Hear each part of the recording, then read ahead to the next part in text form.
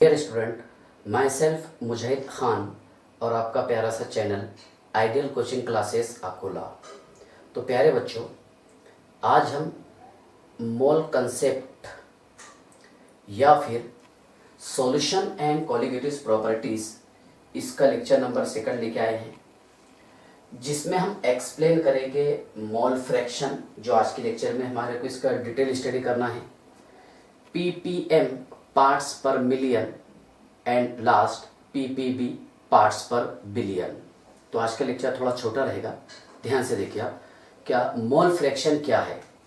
Mole fraction it is represented by चाय, CHI, चाय, बराबर है। देखिए मोल फ्रैक्शन का कंसेप्ट कैसा आया, और यहाँ पर हम ज़्यादातर बात करेंगे बाइनरी सॉल्यूशन की, मतलब जिसमें 2 कंपोनेंट प्रेजेंट हो, एक सॉल्वेंट रहेगा और एक सॉल्यूट, बराबर है। टर्नरी सॉल्यूशन में 1 सॉल्वेंट 2 सॉल्यूट, क्वाटरनरी सॉल्यूशन में 1 सॉल्वेंट 3 सॉल्यूट, इस तरह प्रेजेंट रहते हैं। ठीक है, अब ये मोल फ्रैक्शन का कंसेप्ट कहाँ से आया पहले आप समझ लीजिए।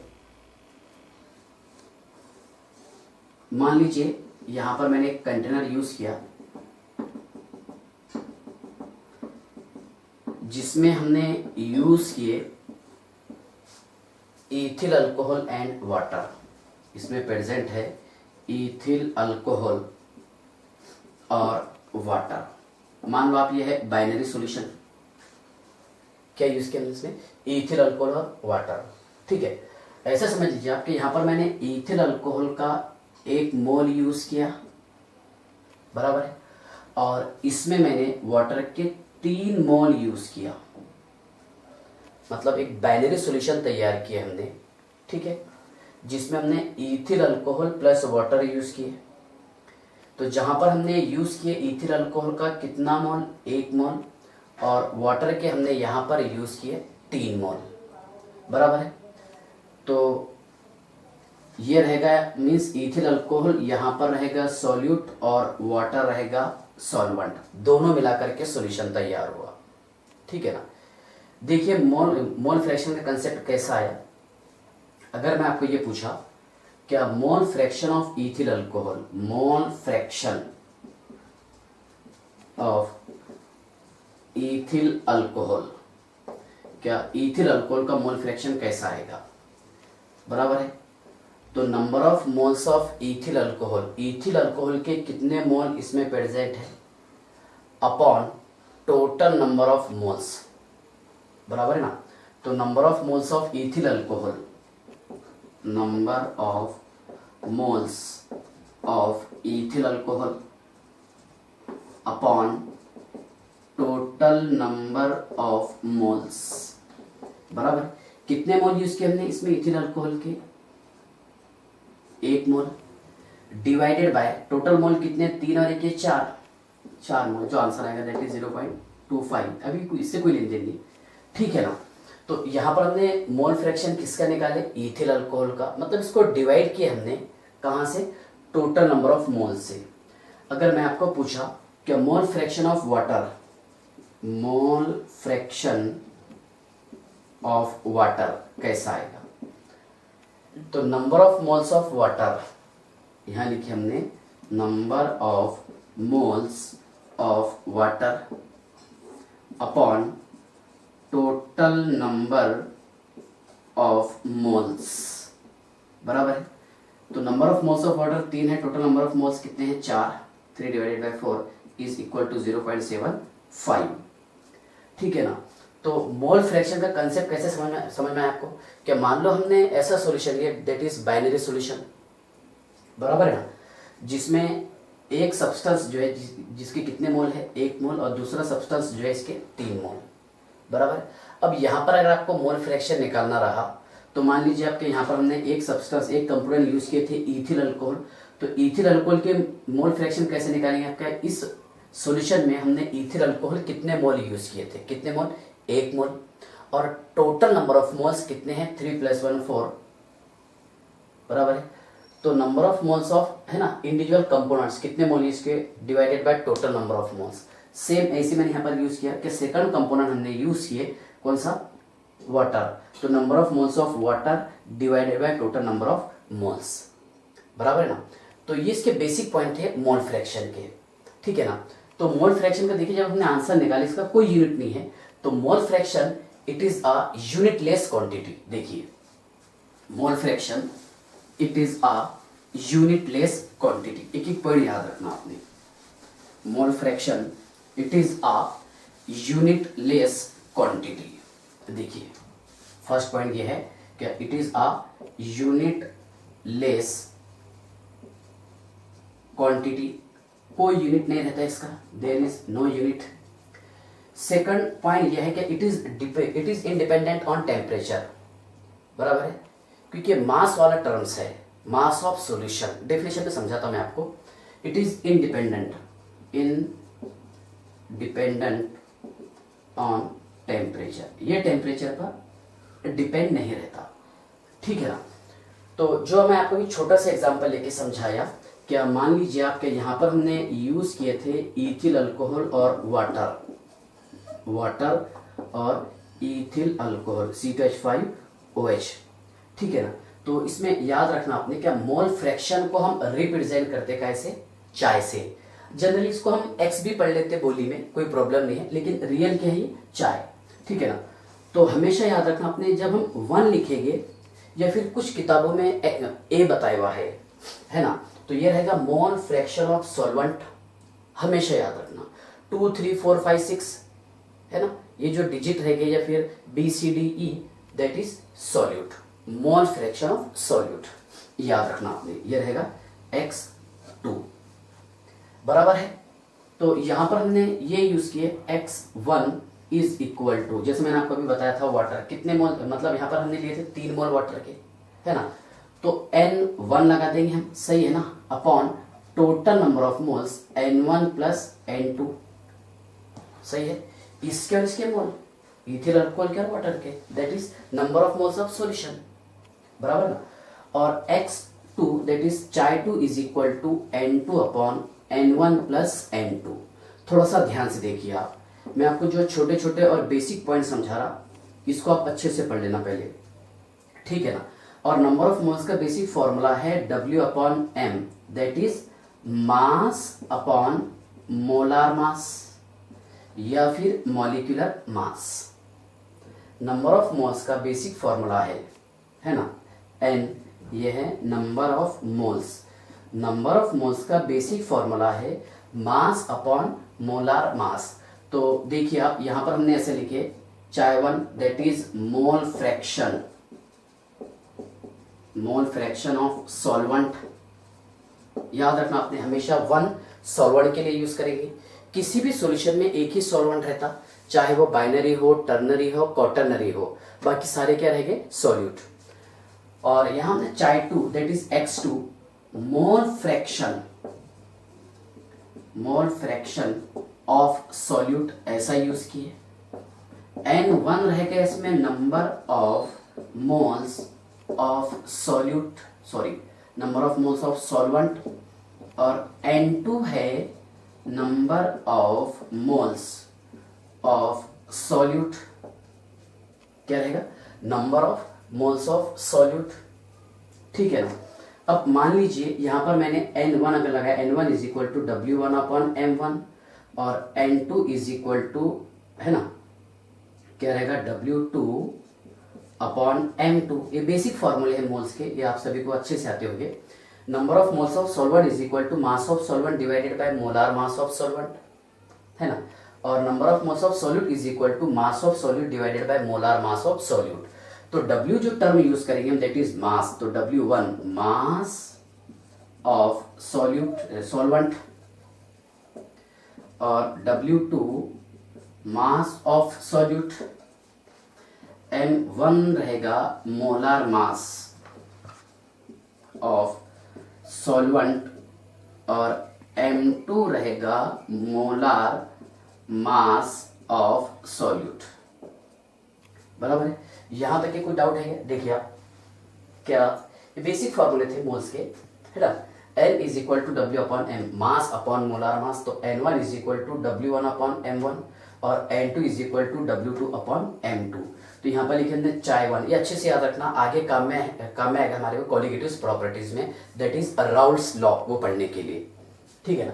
चाय two is equal to mole fraction of solute, N1 is equal to number of moles of solvent और N2 is equal to number of moles of solute, बराबर। तो W1 क्या रहेगा, मास ऑफ सॉल्वेंट, और W2 क्या रहेगा, mass of solute. M molar mass के लिए यूज करते हैं हम, तो M1 is equal to molar mass of solvent और M2 is equal to molar mass of solute, ठीक है ना। अब देखिए इसका डेफिनेशन हम कैसा बनाएंगे, ये it is a unitless quantity क्यों आ रहा, क्योंकि ये मोल मोल कैंसिल हो जाएंगे, there is no unit, concept समझ में आ गया आपको, कोई यूनिट नहीं रहेंगे इसका। और सेकंड पॉइंट ये बताया मैंने आपको, टेम्परेचर पर ये डिपेंड नहीं रहता, इट इज टेम्परेचर इंडिपेंडेंट, बराबर। तो देखिए टेम्परेचर इंडिपेंडेंट कैसा आ रहा कि यहाँ पर मास का टर्म आ रहा है ना, N1 upon N1 plus N2 है ना, means x is equal to, देखिए आप x is equal to N upon NT, सही है ना, chi is equal to N upon, है ना, NT। तो देखिए यहाँ पर NN मोल मोल कैंसिल हो जाएंगे, कोई यूनिट नहीं रहेगा इसका। सेकंड पॉइंट ये है, क्या डेफिनेशन देखिए, क्या number of moles of solute, बराबर है, और नंबर ऑफ मोल्स कैसे निकालते हैं, मास अपॉन मोलार मास, क्या रहेगा, मास upon molar mass divided by, है ना, total number of moles, moles है तो यहाँ पर मास का टर्म आएगा, बराबर है ना।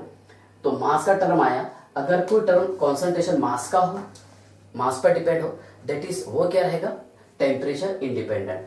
अगर वॉल्यूम वाला टर्म्स हो, जैसे हमने पढ़े थे क्या, परसेंट बाय वॉल्यूम, है ना, percent weight by volume, that is temperature dependent बताया था मैंने आपको, बराबर है। और percentage by weight, that is temperature independent, तो ये भी क्या रहेगा, टेम्परेचर इंडिपेंडेंट। अब देखिए आप इसका डेफिनेशन कैसे बनाएंगे, ये पॉज करके पहले आप नोट कर लो, ठीक है ना। अब डेफिनेशन थोड़ा सा ध्यान से देखो आप, क्या डेफिनेशन इसका कैसा बनेगा,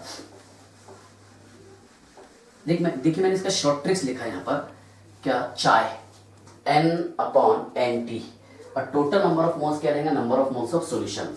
तो न्यूमरेटर में यहाँ पर N1 है और यहाँ पर N2 है, डिनोमिनेटर में दोनों सेम है, number of moles of solution. तो आपको रेशियो बताना है बस यहाँ पर, the ratio of number of moles of solvent और solute, the ratio of number of moles of solvent, क्योंकि न्यूमरेटर में N1 और N2 है, the number of moles of, है ना, the ratio of number of moles of solvent और solute to the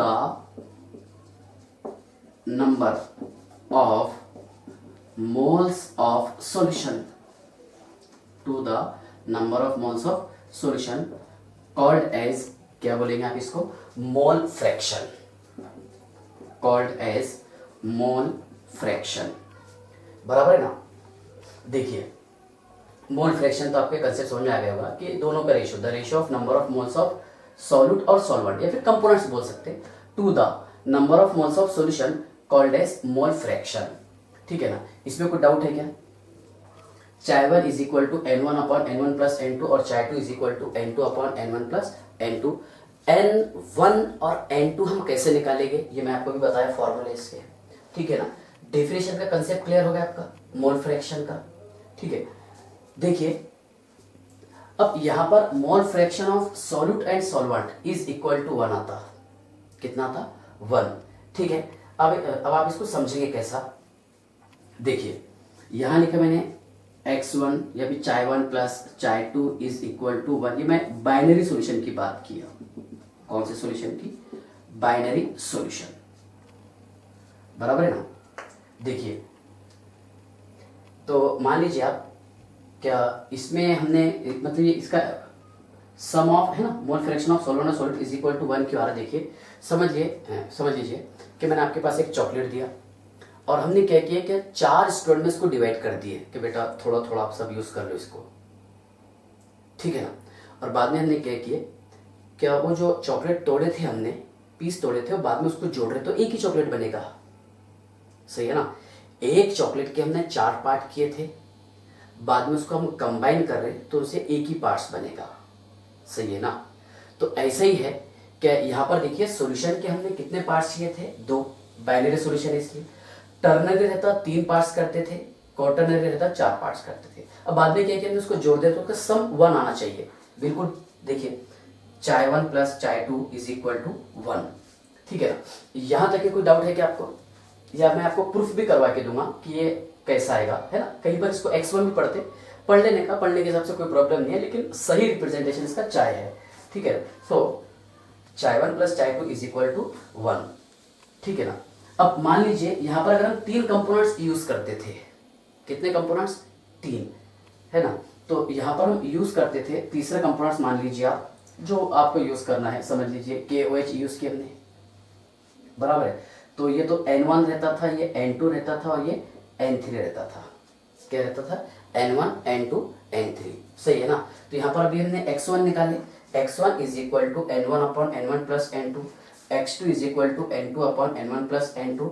अब मान लीजिए मैंने तीसरा कंपोनेंट यूज किया, दैट इज KOH, तो ये क्या हो जाता था, x3 इज इक्वल टू बराबर है N3, इसके टोटल नंबर ऑफ, इसके नंबर ऑफ मोल्स किसके, KOH upon N1 plus N2 plus N3, that is total number of moles, बराबर है ना। तो याद रखेंगे आप, so we can say that chi 1 plus chi 2 plus chi 3 and so on is equal to 1, ठीक है। लेकिन हम यहाँ पर बात करेंगे कौन से सॉल्यूशन की, बाइनरी सॉल्यूशन की। कंसेप्ट समझ में आ गया आपको, मोल फ्रैक्शन वाला। चलिए अब डायरेक्ट क्वेश्चन की तरफ दौड़ते हैं। हाँ, इसको पॉज करके नोट कर लो आप।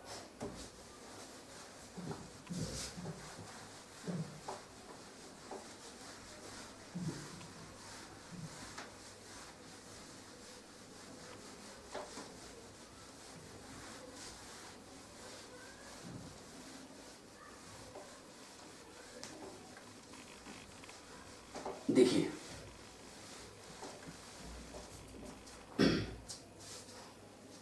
क्वेश्चन है 46 gram of ethyl alcohol dissolve in 54 gram of water. Calculate the mole fraction of ethyl alcohol and water in a solution. बराबर। क्वेश्चन ये है, समझ लीजिए पहले आप, क्या 46 gram of ethyl alcohol dissolve in 54 gram of water. Calculate the mole fraction of ethyl alcohol and water. Mole fraction हमारे को इथिल अल्कोहल का भी निकालना है और वाटर का भी निकालना है। अब इतना तो आपको सभी को समझता है, क्या इथिल अल्कोहल क्या रहेगा इसमें, सॉल्यूट, और वाटर क्या रहेगा, सॉल्वेंट, बराबर है ना। तो देख लीजिए आप, W2 mass of ethyl alcohol कितना है, 46 ग्राम, और M2 रहेगा मोलार मास ऑफ, है ना, C2H5 बॉन्ड OH। देखिए क्वेश्चन में दिया है कार्बन का एटॉमिक मास नंबर 12, ऑक्सीजन का है 16 और हाइड्रोजन का है 1। तो 2 कार्बन के लिए कितने हो जाएंगे, 24, और 6 हाइड्रोजन 30, समझ में आ रहा ना, और ऑक्सीजन का 16 कितना होगा, 46। तो ये हो गया 46 ग्राम पर मोल, बराबर है। अब आगे देखिए, dissolve in 54 gram of water. तो मास ऑफ सॉल्वेंट कितना है दिया क्वेश्चन में, 54 ग्राम, और molar mass of water H2O है ना। तो 16 + 2 18, ये कितना आएगा, 18 ग्राम पर मोल, है ना। 2 + 16 दैट इज 18 ग्राम पर मोल। चलिए देखिए, अब यहाँ पर हमारे को W1, W2, M1, M2 पता चल गया। आगे क्या पूछा है इसने, calculate the mole fraction of ethyl alcohol. Mole fraction, है ना, of ethyl alcohol that is chi 2 is equal to N2 upon N1 plus N2, बराबर है। और सेकंड निकालना है हमारे को mole fraction of water is equal to N1 upon N1 plus N2। तो सबसे पहले आपको N1 निकालना पड़ेगा। N1 is equal to 54 gram upon 18 gram per mole, कितना बचा यहाँ पर, 3 मोल, ठीक है ना। और N2 इज इक्वल टू कितना है 46 ग्राम अपॉन 46 ग्राम पर मोल, कितना है आंसर 1 मोल। ठीक है, यहां तक के समझ गए। N1 N2 निकाल लिए हमने, अब सिंपल हो गया। देखिए तो N2 कितना है यहाँ पर 1 मोल है sir, upon N1 plus N2 3 plus 1 4 4 मोल। ये मोल मोल कैंसिल है, इसलिए हम बताते हैं इसको यूनिट प्लेस क्वांटिटी 0.25 बराबर है। तो यहाँ पर हमने चाय 2 निकाल लिए, कितना 0.25, ये चाय 1 है ना, that is mole fraction of water. तो देखिए आप कितना है यहाँ पर number of moles of water 3 मोल है ना, 3 mole upon 4 mole that is 0.75 बराबर है ना। ऐसा भी निकाल सकते हैं, या फिर देखिए चाय 1 plus chi 2 is equal to 1 आता था है ना। तो देखिए कैसा रहा 0.25 प्लस 0.75 इज इक्वल टू 1, हो गया प्रूफ। या फिर आप यहाँ पर x2 चाय 2 निकाल करके डायरेक्ट भी इसको सॉल्व कर सकते थे। ऐसा देखिए क्या चाय 1 plus chi 2 is equal to 1 और चाय 2 is equal to 1 minus x1, या फिर चाय 1 is equal to 1 minus x2, सही है ना। तो क्या करेंगे, आपको 1 को 1 में से 0.25 को माइनस करने का था, आंसर कितना है 0.75। ऐसा निकाल सकते हो आप, ऐसा भी निकाल सकते हैं। इसमें कोई डाउट है क्या आपको, टॉपिक समझ में आ गया? हाँ, पॉज करके नोट कर लो आप इसको। चलो ठीक, अगला क्वेश्चन देखिए।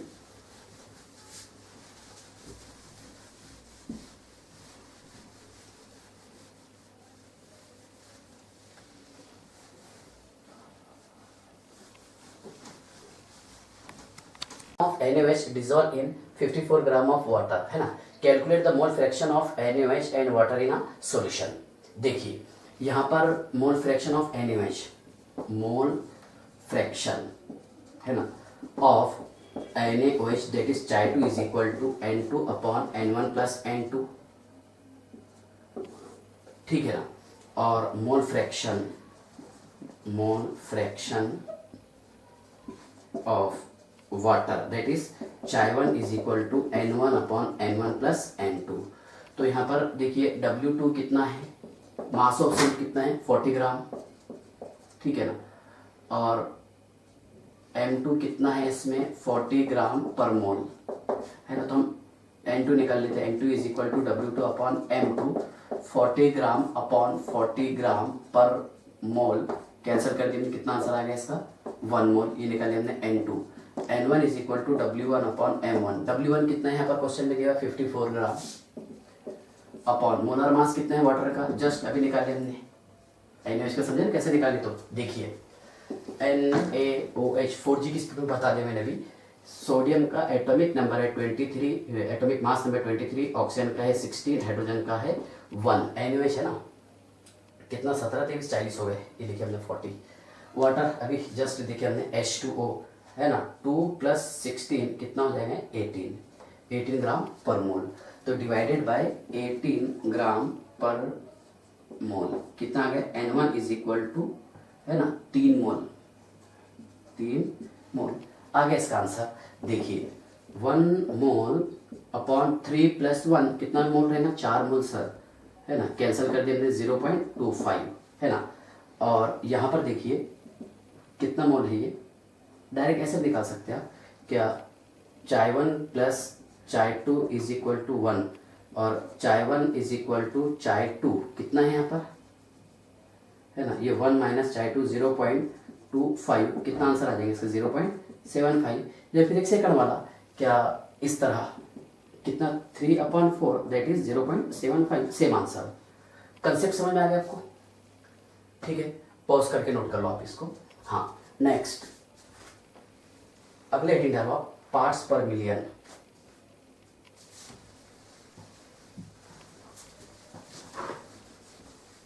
नेक्स्ट हेडिंग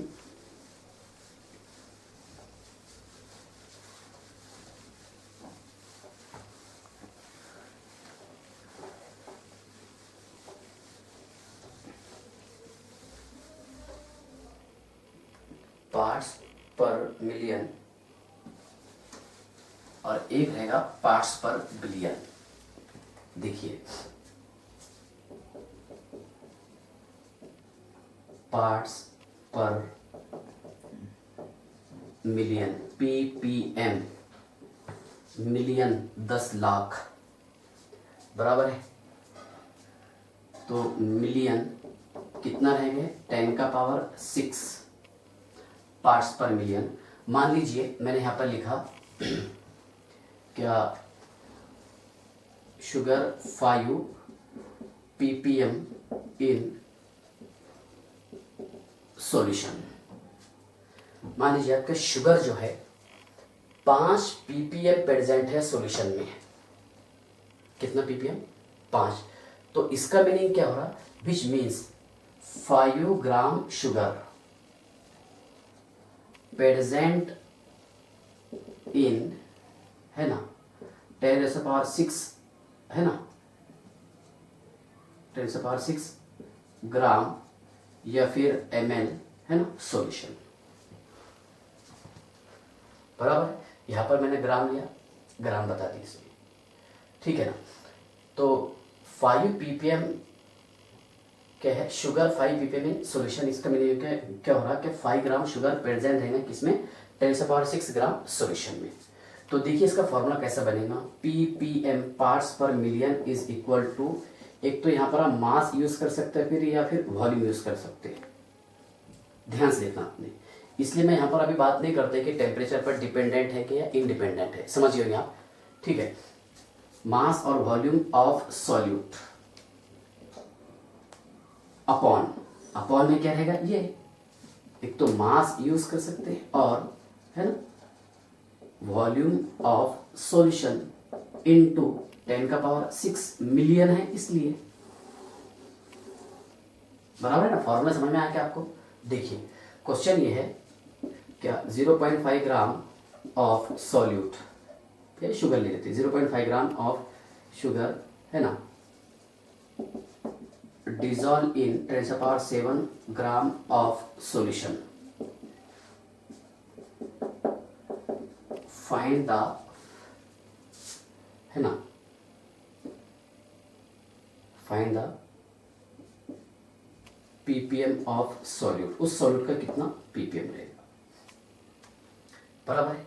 देखिए तो parts per million is equal to mass of solute कितना दिया क्वेश्चन में 0.5 ग्राम दे दिया sir, upon mass of solution कितना है 10 का पावर 7 ग्राम इंटू 10⁻6, ये ऊपर जाने पर -7 हो जा रहा है ना, कितना बचा 10 इनवर्स इंटू 0.5 मतलब कितना रहेगा 0.05 ppm बराबर है।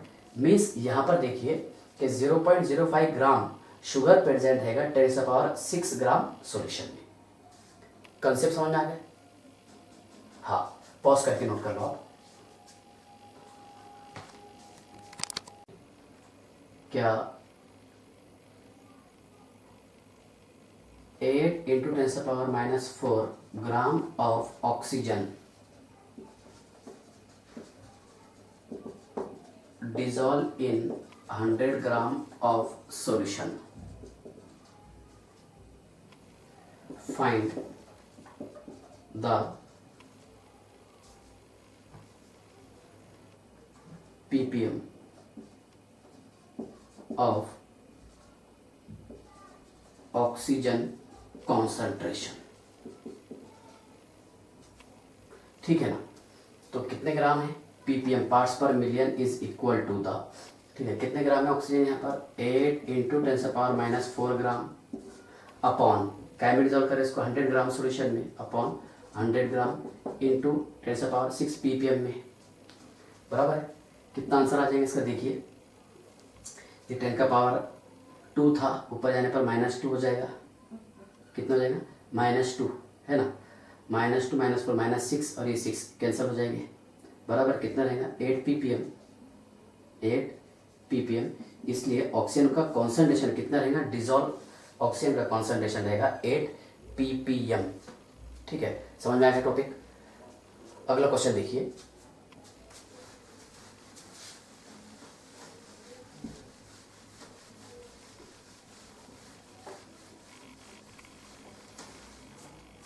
हाँ क्वेश्चन है find the mass of NaCl, है ना, if sea water contain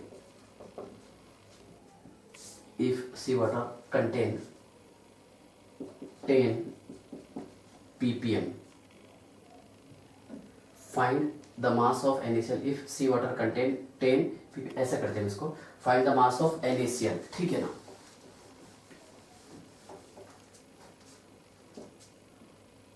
if, है ना, it is dissolve in, if it is dissolved in glass water, है ना, find the mass of NaCl if it is dissolved in glass water, if, ठीक है, if the ppm of solute is 10 ग्राम, बराबर है। अगर यहाँ पर सोल्यूट का ppm कितना रहा 10, तो देखिए आप ये फॉर्मूला थोड़ा सा मॉडिफाई किया हमने, ppm कितना दिया यहाँ पर 10, है ना।